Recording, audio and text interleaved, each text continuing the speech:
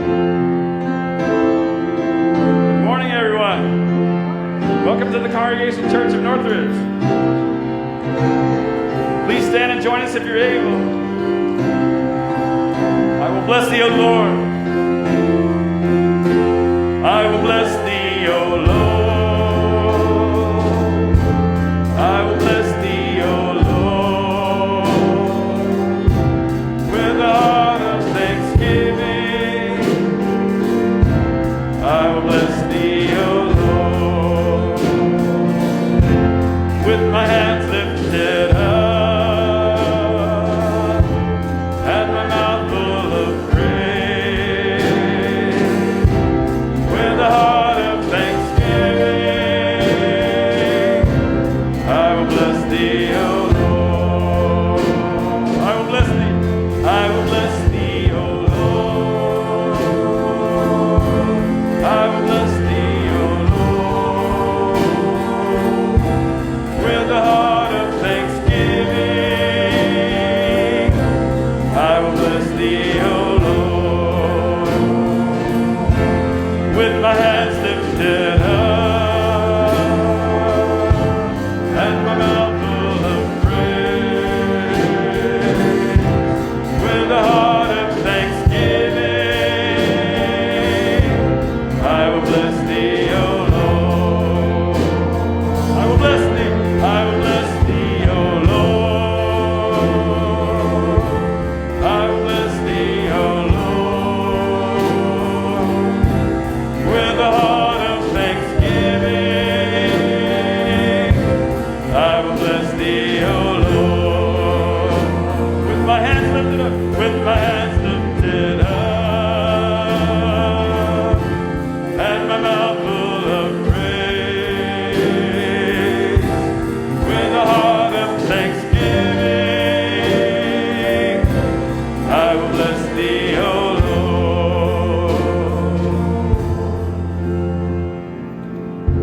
Lord. Lord, thank you for giving us this time together to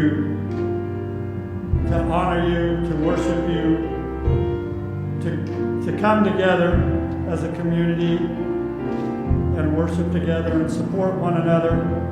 Lord, speak to our hearts today. Let us know what you would have for each of us to do, what you would want us to do to become more like you and to become closer to you.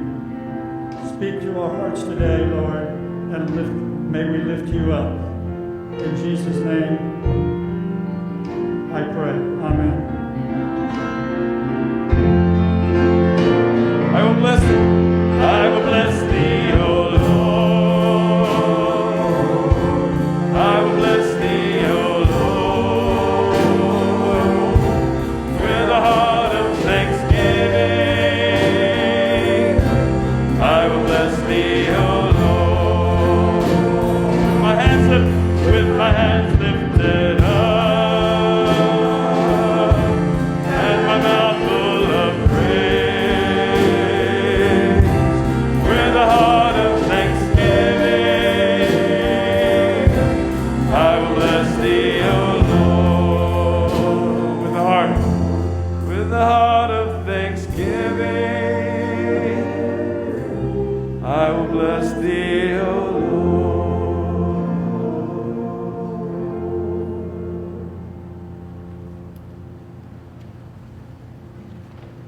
And good morning, church. It is good to be together again in the house of the Lord, to be together, to worship together, to support one another, to open ourselves to God's presence that is transforming for our lives. You know, yesterday's memorial service, we had a couple hundred people here, and one of the things that struck me as a number of people came to me after the service saying what it meant to them to be in a church, in the presence of a church that is truly open and welcoming of all people. There were a lot of people here. That's simply not been their experience in our world, and certainly not in churches. And they were so grateful for that. So I want to thank you for being that kind of church. Also want to just say special thanks to Andrew. Andrew last week spent a considerable amount of time getting things ready so we could do a live stream, because there are a lot of people who couldn't attend the service yesterday. But we were able to broadcast it live on Facebook. If you want to see a recording of that service, you can still see it on Facebook. And as of this morning, I checked it, like 131 people had looked at it already. So that was a great gift that Andrew gave to us, and running that yesterday. And Dave was back there too, regular Dave. You can just count on him. He's just always got our back with audio and video. So thank you to everybody who participated in that. And we remember and remind ourselves frequently about what it means to follow Jesus. And in Jesus' church, there's always a seat for everybody at God's table. And so now we remind you that no matter who you are or where you have been on your life's journey, you are welcome here. Okay, so this is another song that has touched my heart, and when I heard it many months ago, it rang true.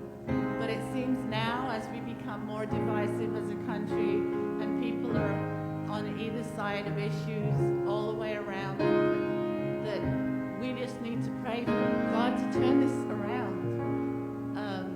That's what we have to ask for. God, please turn this around. Make us one again. Make us a union. And I don't know how that's going to happen, but we can pray for it. And this is a song that has touched me. And as I'm always expressing, I pray and I get my hope and help through the songs and the music. And this is one of them that we're going to share with you today, and join in when you can.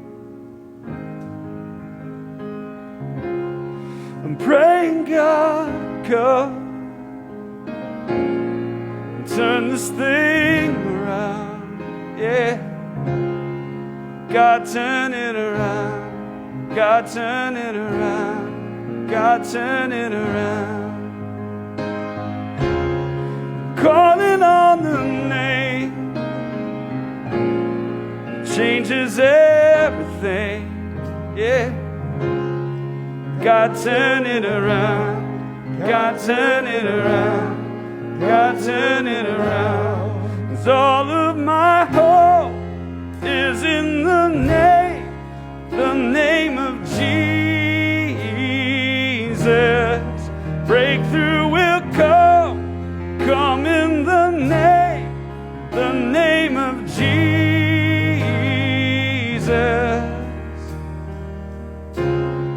Praying, God, come and turn this thing around. Yeah. God, turn it around. God, turn it around. God, turn it around. I'm calling on the name that changes everything. Yeah. God, turn it around. God, turn it around. God, turn it around. 'Cause all of my hope is in the name of Jesus. Breakthrough will come in the name of Jesus. God, turn it around. God, turn it around. God, turn it around. God, turn it around. God, turn it around. God, turn it around. He is up to something. He is up to something. God is doing something right now. He is up to something. He is up to something. God is doing something right now. He is healing someone. He is saving someone. God is doing something right now. He is healing someone. He is saving someone. God is doing something right now.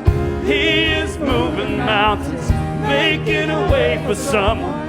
God is doing something Right now, He is moving mountains, making a way for someone. God is doing something. Right now, He is moving mountains, making a way for someone. God is doing something. Right now, He is moving mountains, making a way for someone. God is doing something. All of my hope is in the name of Jesus. Breakthrough will come in the name of Jesus. All of my hope is in the name of Jesus. Breakthrough will come in the name of Jesus. God turn it around. God turn it around. God turn it around. God turn it around. God turn it around. God turn it around.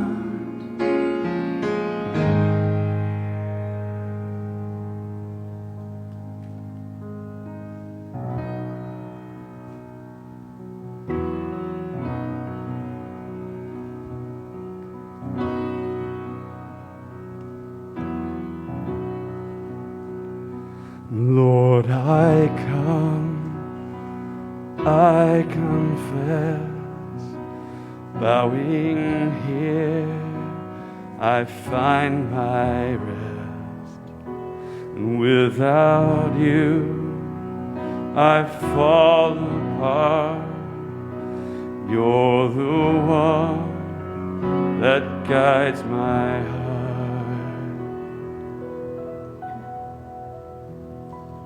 Lord, I need you. Oh, I need you. Every hour I need you. My one defense, my righteousness.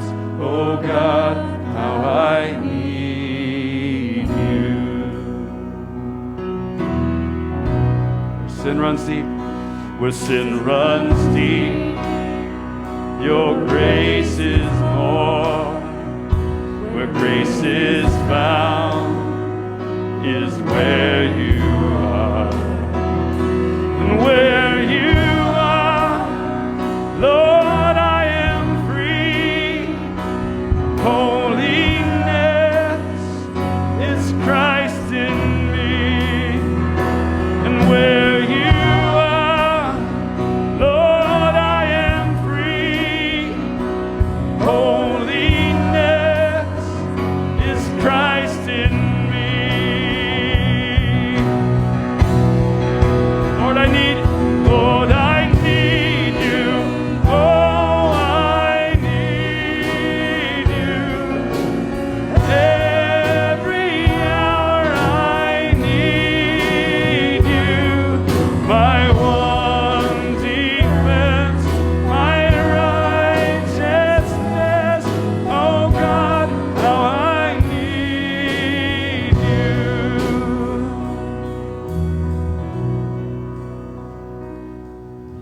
so teach my song to rise to you. When temptation comes my way, and when I cannot stand, I'll fall on you. Jesus, you're my hope and stay. And when I cannot stand, I'll fall on you. Jesus, you're my hope and stay. You're my hope, my everything. Lord, I need you. Oh, I need you. Every hour I need you. My one defense, my righteousness.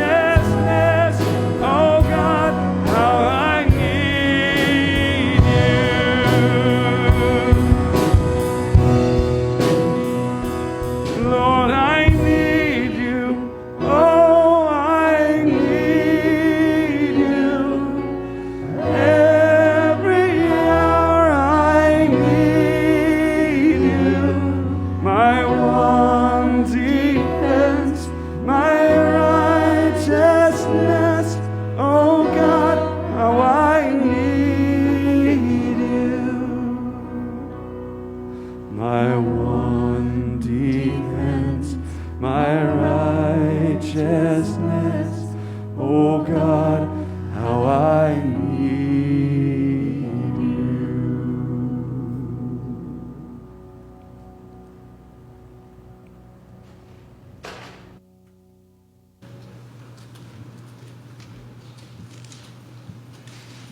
Good morning. Please join me in the responsive Psalm 89, verses 1 through 5, 15 through 18. We'll follow with the Lord's Prayer. I will sing of the Lord's great love forever. With my mouth I will make your faithfulness known through all generations. I will declare that your love stands firm forever, that you have established your faithfulness in heaven itself. Blessed are those who have learned to acclaim you, who walk in the light of your presence, Lord. They rejoice in your name all day long. They celebrate your righteousness. For you are their glory and strength. Indeed, our shield belongs to the Lord, our King, the one Holy One of Israel. Now the Lord's Prayer. Our Father, who art in heaven, hallowed be thy name. Thy kingdom come, thy will be done, on earth as it is in heaven. Give us this day our daily bread. Forgive us our debts as we forgive our debtors. Lead us not into temptation, but deliver us from evil. For thine is the kingdom and the power and the glory forever.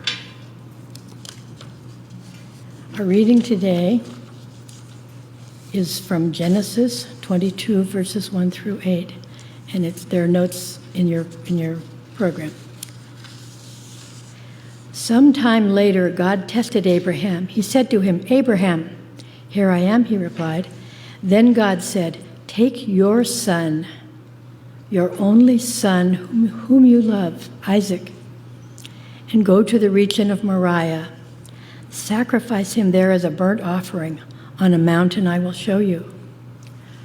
Early the next morning, Abraham got up and loaded his donkey. He took with him 2 of his servants and his son Isaac. When he had cut enough wood for the burnt offering, he set out for the place God had told him about. On the 3rd day, Abraham looked up and saw the place in the distance. He said to his servants, "Stay here with the donkeys while I and the boy go over there. We will worship, and then we will come back to you." Abraham took the wood for the burnt offering and placed it on his son Isaac, and he carried himself the fire and the knife. As the 2 of them went on together, Isaac spoke up and said to his father Abraham, "Father." "Yes, my son," Abraham replied. "The fire and the wood are here," Isaac said, "but where is the lamb for the burnt offering?" Abraham answered, "God himself will provide the lamb for the burnt offering, my son." And the 2 of them went on together. Thank you, Dale. Probably could have titled this message today, WTF.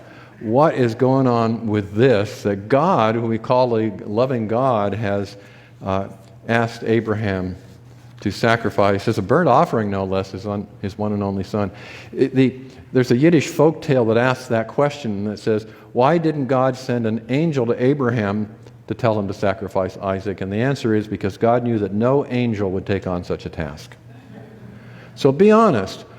Who else, when you heard this passage, wondered what kind of God would ask a parent to offer their child as a sacrifice? And you may even be wondering, even if that happened, why would we put that in the Bible? Well, some people say, well, that's no problem, because we understand now with the New Testament that all those arcane and brutal biblical stories, they're the past, it's been replaced by the New Testament. But here's the deal. The Old Testament, what we call the Old Testament, is the Bible that Jesus knew. The God that we meet in the Old Testament is the same God we meet through Jesus. And that means that the God who called Abraham to walk his one and only son up Mount Moriah while he was carrying the wood for his own sacrifice is the same God who inspired the Beatitudes and whose Spirit inspired Paul to write faith, hope, and love, and the greatest of these is love. So before we can get to that, we have to understand what's going on. And to understand what's going on, we've got to get some context, some historical context, the cultural, religious, historical context, because that is the world in which God was working to turn the religious expectations of that time on his head. So remember that Abram, this is before he was called Abraham, Abram and his clan had been living for generations in ancient Mesopotamia. And then a voice of an unknown God, an unfamiliar God, came to him, called him, and said, leave everything, leave your wealth, all your security, your family, and take your immediate family, and I want you to come to a new place. You've never been there. It's a strange land, but there I'm going to have you become the father of a great nation, and that great nation will ultimately bless all of the world. All he had to do was leave everything that was safe and familiar and follow this unknown God to an unknown land. And of course, it was preposterous, because not only did Abram not know this God, but his wife, then known as Sarai, was barren. She could not have children. In other words, Abram's family line was at a dead end. It was at a dead end. There'd be no children to honor their father. There would be no children to multiply and become a great nation. So it's often, we realize that it is in our barrenness and our hopelessness, because this was a hopeless situation for Abram, it is in our hopelessness and defeat that we find God has done his best work. Now in Abram's world, it was thought that there were many local deities, regional deities. There would be a god of this mountain and a goddess of that valley. And so Abram assumed that it was one of those regional deities that was calling him. Yet there was something more than that, something that just resonated in Abram, so that he was able and willing to gamble everything on this strange promise from this strange God. And so he uprooted his family and he journeyed to the strange hilly country that was bordered by the Mediterranean Sea on one side and the River Jordan on the other. Then historically, if we step back even further, the time way before Abram, time immemorial, humans had felt powerless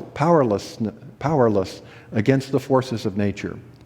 But then they began to envision that there were forces at work. There were gods and goddesses, maybe, that controlled the rain and the harvests and yields of fish and grain and human fertility. Actually, as they began to envision these deities, that was a giant step forward in the evolution of human consciousness. Because if you think about it, our pets, for example, they just kind of take things as they are. But humans were awakening to powers that were beyond them and powers they felt they could influence. So if the sun and the moon and crops and rain and fertility are controlled by deities, then the next logical step is to begin to ask, well, how do we get on the good side of these deities? It was the beginning of a relationship with the divine. Well, it turns out to not be so easy, because experience shows that sometimes it feels like the gods are blessing us, but other times they are angry or neglectful. And why else? What else explanation do they have for the droughts and the floods and women who failed to conceive? And so humans said, okay, we have to somehow influence the gods, and so they began to send offerings of valuable things up to the gods, hoping to appease them or to win their blessings. The problem is they never knew exactly how much or what to sacrifice. And there was the fear that if they sacrificed too little, then, let's say, the rain god might be offended. And if you offend the rain god, then come spring, rains may not materialize, and so you would be without food. But what if you had a bumper crop? Well, then what do? Doesn't it feel right that you somehow sacrifice extra as a way of showing gratitude to that deity for this wonderful blessing that's come your way? And so people began to build places to offer their sacrifices. Often up on hilltops, they built altars. And they tried to, by getting to the hillside, they felt they're getting as close to gods as they could. And then they'd offer a goat or a lamb or a cow or maybe a few birds. But how much is enough to placate the gods? How much is enough to win their favor? Well, maybe you can see that at their core, all these early religions were plagued with anxiety. And it was anxiety about whether their sacrifices were enough to stay on the good side of the gods. That means there was always some pressure that they were feeling to bring bigger sacrifices, more frequent sacrifices, more valuable sacrifices. So, can you see how the idea of human sacrifices began to evolve? It was really the next logical step.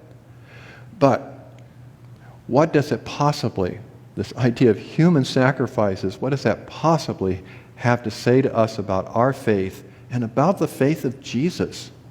Well, that's what we're going to turn to and explore when we come back to this topic in a few minutes.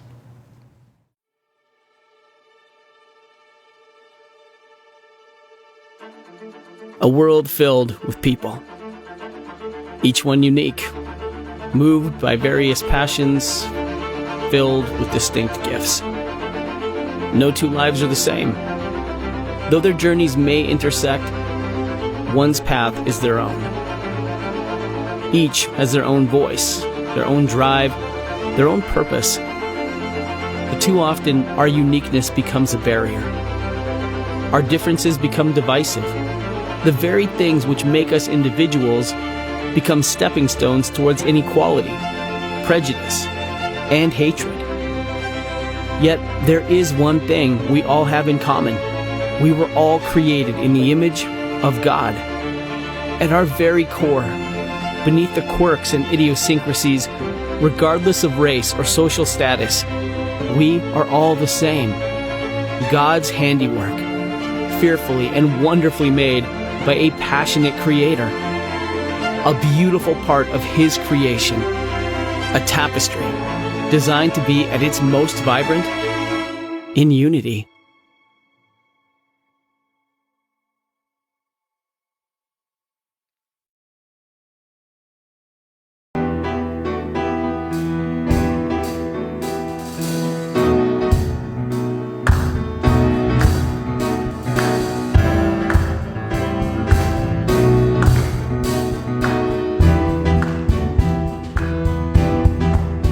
Those who trust in the Lord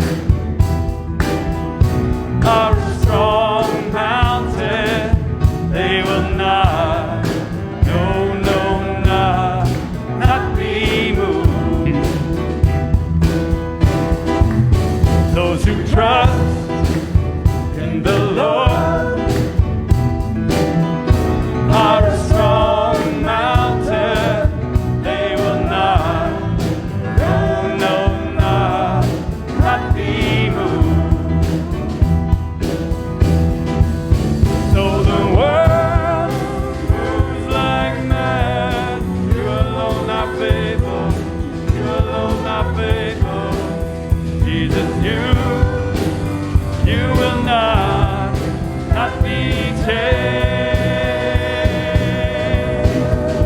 Christ the King, He sets my feet on a firm foundation that will not be moved. Christ the King, He sets my feet on a firm foundation that will not be moved. Though the world moves like mad, you alone are faithful, you alone are faithful. Jesus, you will not be changed.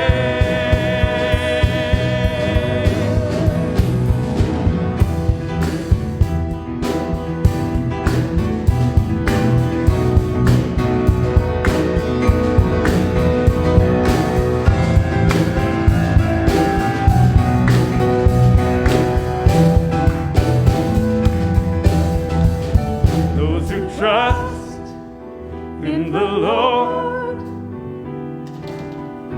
are as Mount Zion. They will not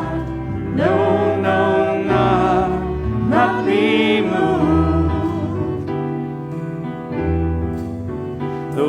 trust in the Lord are as Mount Zion. They will not, not be moved. Though the world moves like mad, you alone are faithful. You alone are faithful. Jesus, you will not be changed. Though the world moves like mad, you alone are faithful. You alone are faithful. Jesus, you will not be changed.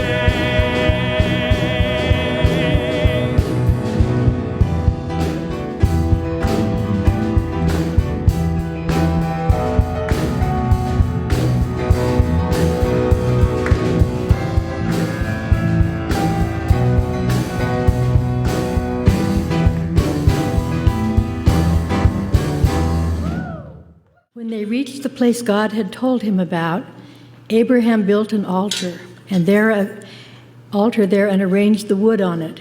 He bound his son Isaac and laid him on the altar on top of the wood. Then he reached out his hand and took the knife to slay his son. But the angel of the Lord called out to him from heaven, "Abraham, Abraham." "Here I am," he replied. "Do not lay a hand on the boy," he said. "Do not do anything to him. Now I know that you fear God, because you have not withheld your son from me, your only son." Abraham looked up, and there in the thicket he saw a ram caught by its horns. He went over and took the ram and sacrificed it as a burnt offering instead of his son. So Abraham called the place, "The Lord will provide." And to this day it is said, "On the mountain of the Lord it will be provided." The angel of the Lord called to Abraham from heaven a second time and said, "I swear by myself, declares the Lord, that because you have done this and not withheld your son, your only son, I will surely bless you and make your descendants as numerous as the stars in the sky and as the sand on the seashore. Your descendants will take possession of the cities of their enemies, and through your offspring, all nations on earth will be blessed, because you have obeyed me." Then Abraham returned to his servants, and they set off together for Beersheba, and Abraham stayed in Beersheba. Please bless our understanding of this reading. Thank you. So a few minutes ago, we saw that as humans became more and more of the world around them, they concluded that there must be various deities that were in charge of important matters such as weather and crops and fertility. And from that they concluded that they could influence the gods or appease them when they were angry by making sacrifices. But there was always the big question about how big of a sacrifice needed to be made in order to influence or appease a god. And so rather than take the risk of things going bad, they always started to make bigger and more frequent sacrifices. And if there was something really, really important, they really needed to get the attention of the god, well then why not go all the way? Why not go all the way and sacrifice a virgin girl or even your firstborn son? That was the world in which Abraham and his clan were living. That's what all of the neighbors did. It was assumed that's what you did.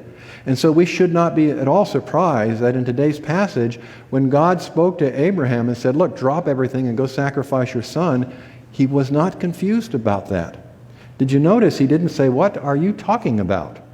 He didn't say, "How would I go about doing such a thing?" No, he knew exactly what was expected of him. That's what gods do. And since Abraham had traveled to this distant land with a barren wife, but with the promise that somehow he was going to be the father of a great nation, he assumed that this monumental sacrifice he was being called to make would pay big dividends. Okay, so we understand that in an ancient culture that was trying to understand God, but we understand God a whole lot differently now, and we've got different kinds of ethics. So we understand, okay, that's how they did that thousands of years ago. But come on, why didn't God, if he's almighty, why didn't he just spell it out and announce to them at the time that they're on the wrong path? Why persist in this notion of all the local deities that were in charge of rain and fertility and so on? Why not go directly to monotheism? And why not go directly to what we'd consider progressive ethics in today's society?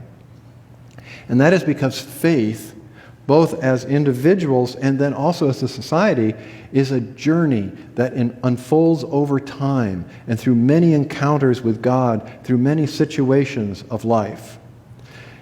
Jenna Kaiser just graduated with her master's degree, but why did she have to go through all of the work of grade school and middle school and high school? Why couldn't she just go directly into grad school and get that degree?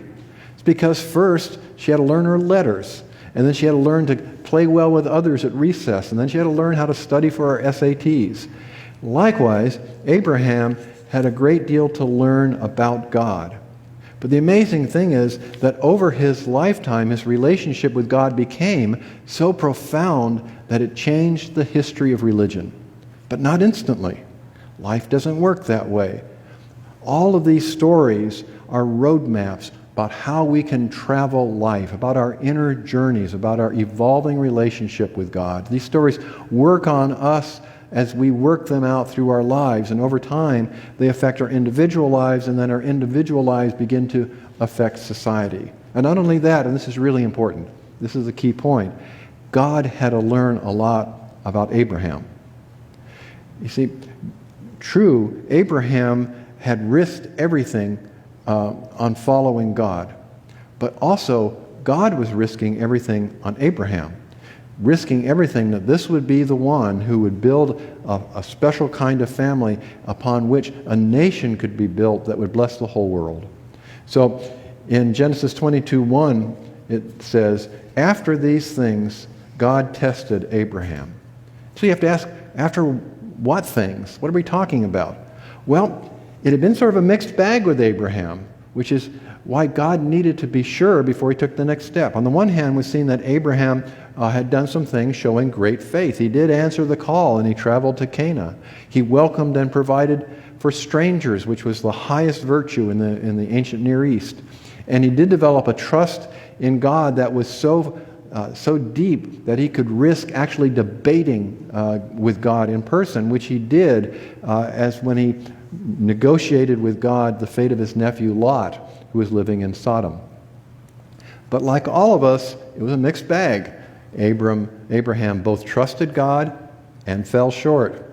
For example, twice when Abraham feared that neighboring kings would kill him because they wanted to take his wife Sarah and put her into their concubines, he had her pose as his sister rather than his wife so that he would not be risked. At one point, in one of those times, he actually said he couldn't trust that God would be there for him, and so he chose to lie and say, oh, this is my sister, you can take her. And then, of course, there was a time that he and Sarah got so frustrated by the long wait that was taking for her to conceive that they took matters into their own hands and had Abraham get it on with Sarah. That was the New Message translation. Get it on with Sarah's slave, Hagar. Now, I've officiated a lot of weddings in my 28 years here, and I can't think of any one of them where either one of those schemes would fly. Hagar, in fact, as you know, did conceive a son, Ishmael, but that was not God's plan. And so God reprimanded Abraham for his poor judgment and lack of faith, and he reminded him about God's perfect timing. And it didn't work out so well for Ishmael either. He and Hagar were driven away by a very jealous Sarah, and at that time, while they were being driven off into the desert with an unknown fate, Abraham didn't even stand up to protect his son. So Hagar and her infant son, had to strike it out on her own in the desert, and of course, as you know, Ishmael is considered the father of the desert tribes and the forefather of Muhammad, the founder of Islam. So today's passage was a real test. God was putting Abraham through a test to see if he could be trusted for this future. I'm not sure how Abraham would respond as you enter this story, but God needed to know. So God tells Abraham to take one of the most precious things in his life, his only remaining son, whom we're told that Abraham loved, and upon whom decades of promise about this would be the way to found this great nation, take him up on a hillside and sacrifice him. And it says in verse 3, early the next morning Abraham got up, loaded his donkey. No debate about doing it or how you do it. Abraham doesn't hesitate. He gets up right away because this is what people expected at the time that their gods would demand. They demanded that we sacrifice what we value to appease their pettiness. So off they go, hardly talking to each other for 3 days, and I can't help but wonder what was going through their minds as they walked up there, eventually up the mountain of Moriah. But it says here in verse 5, he, that be Abraham, said to his servants, stay here with the donkey while I and the boy go over there, and I will worship and then come back to you. And so they started up the hill, and Isaac, I imagine, felt a little bit like dead man walking. When they got to the top, Abraham bound his son on a pile of firewood and was about to slit his throat when God stopped him. And it says here in verse 12, in the Amplified Version, God says, for now I know that you fear God with reverence and profound respect, since you have not withheld from me your son, your only son of promise. And then Abraham looks up, and a ram has appeared, and he sacrifices the ram. In verse 14 it says, so Abraham called this place, the Lord will provide. And it is said to this day, on the mountain of the Lord, it will be provided. And by the way, you may know this, but that mountain, Mount Moriah, is the site where centuries later Solomon would build the Jerusalem temple. So the sacrifice of that ram was the beginning of the temple sacrifice system that would follow for centuries. So that's the end of the story, right? Well, no, it's not, because now God has been assured of Abraham's devotion, and so then God says, I swear by myself, declares the Lord, that because you have done this and have not withheld your son, your only son, I will surely bless you and make your descendants as numerous as the stars in the sky and the sand on the seashore. So rather than being the end of Isaac, it is the beginning of a new era. And now we have to answer the question that I raised at the very beginning of this message, and that is, what kind of God would demand the sacrifice of your son? And the answer is, not this God. Not this God. That's important because we know that for many years the Hebrew people were surrounded by people who on occasion did practice child sacrifice. As late as 550 years before Christ, Ezekiel warned, when you offer your gifts, the sacrifice of your children in the fire, you continue to defile yourselves with all the idols to this day. So, why the drama of the story? Why didn't God just spell it out and say, okay, don't do this? Because stories work on us. Stories grab us. They cause us to think and reflect in a way that just a list of rules will never do. And in this example, the original hearers, when they heard the story, would think they knew how it went. Sacrifice your first son? Well, of course. Abraham was just doing what others around him had done so many times before. It was familiar. They knew where this story was going, but then it didn't. Suddenly, the story made an unpredictable turn, and everything was different. Now the story is that the true God is not a taker. The true God is a provider. This was a mind blower for the people at the time. And that's why the story had got told and retold through the centuries and through many cultures, and why it is included in our Bible. And what was demanded of Abraham? Not sacrifices, but faith. Faith is a relationship, not sacrifices, but relationship. A relationship with God, knowing and trusting in His ultimate goodness. Faith that God will provide. Maybe you've got some story running around in your head, in your own mind, that you can somehow earn God's favor by sacrificing more. For you, it might mean that you work harder and harder to be successful, sacrificing your own health and sacrificing relationships. Or maybe you buy into the notion that if you sacrifice financially just so you can look successful by dressing the latest way and buying what's biggest and latest this or that you'll win people's approval. Or you sacrifice your integrity by not speaking up for justice or allowing other people to trample over your own personal boundaries.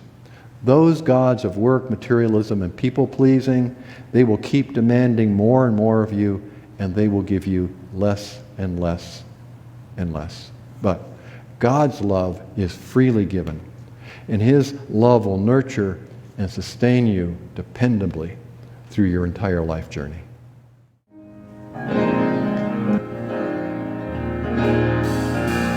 We are so